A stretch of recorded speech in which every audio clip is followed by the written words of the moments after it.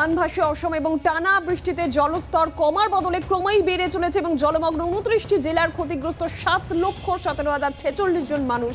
এমনটাই জানাচ্ছে রাজ্যের বিপর্যয় মোকাবিলা কর্তৃপক্ষ। দুর্গতদের উদ্ধারে একযোগে কাজ করছে সেনাবাহিনী, এনডিআরএফ, এসডিএমএ এবং অসম রাইফেলস।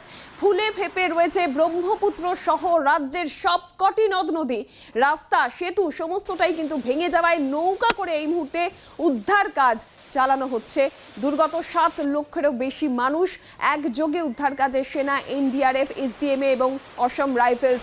ব্রহ্মপুত্র সহ রাজ্যের যে নদী নদ রয়েছে সমস্তটাই কিন্তু এই মুহূর্তে ফুলে ফেপে উঠেছে। বিপর্যস্ত দশা গোটা আসাম জুড়ে, রাস্তা, সেতু সমস্তটাই ভেঙে পড়েছে। নৌকা করেই চলছে উদ্ধার কাজ।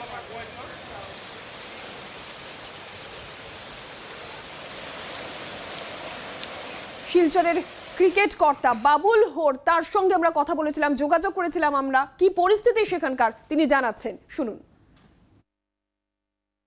শিলচরে তো এখন যা বন্যা, এই মুহূর্তে নদীর জল, যেটা শিলচরের মূল নদী বরাক নদী বলে, যেটা শিলচর শহরের পাশ দিয়ে গেছে, সেই বরাক নদীতে জলের কিছুটা কমছে।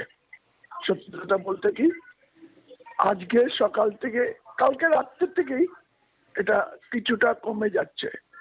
তো সেইভাবে আমি বলবো এখন নদীর জল কমাতে শিলচরের লোকের কিছুটা স্বস্তি ভাব এসছে।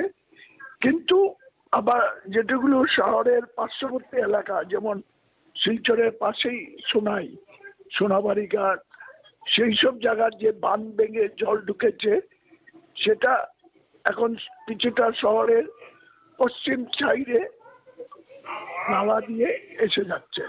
আজকে দুপুরে আমি দেখেছি, যেমন public school road, Kanakpur road, এগুলো সব গলিতে জল এসে গেছে।